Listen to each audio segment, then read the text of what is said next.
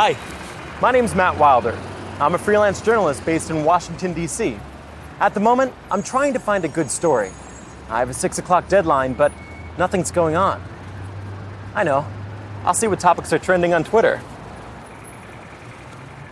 Today, we live in the era of new media.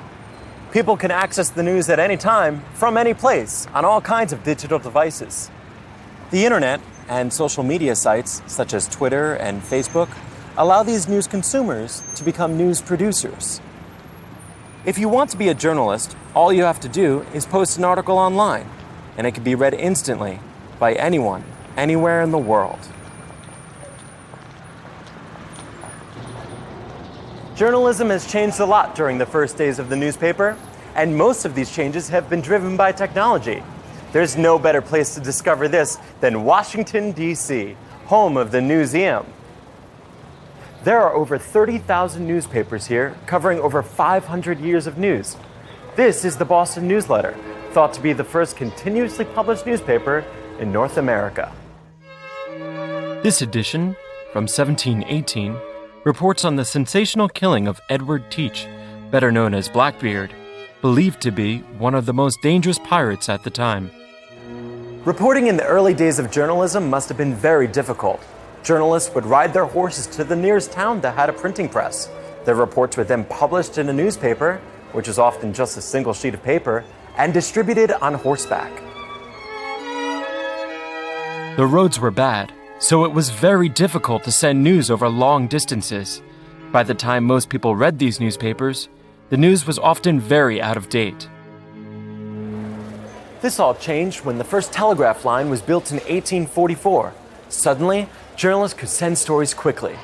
The telegraph is said to have revolutionized news reporting.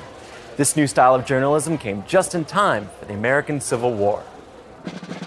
For the first time, news could be sent at the same time as battles were being fought. War correspondents, and the stories they sent, became very popular.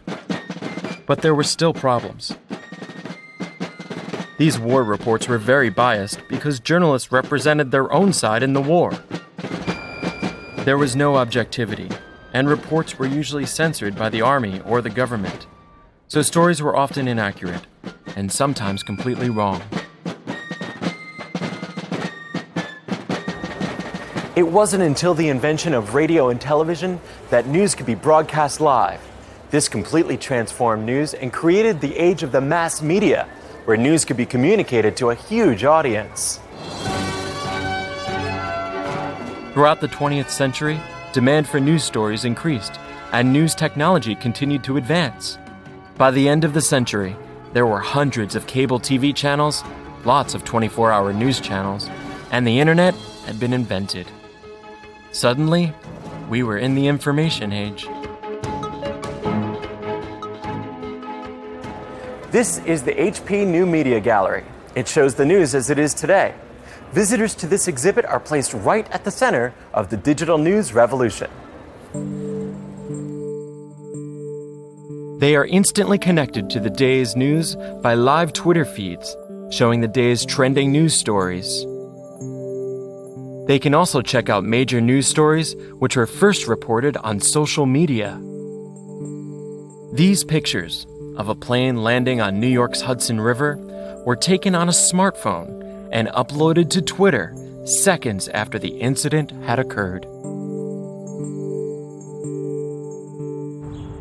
Speaking of smartphones. Oh, fantastic. A tweet from the White House. Oh, there's a big announcement in 25 minutes. I better go. Bye.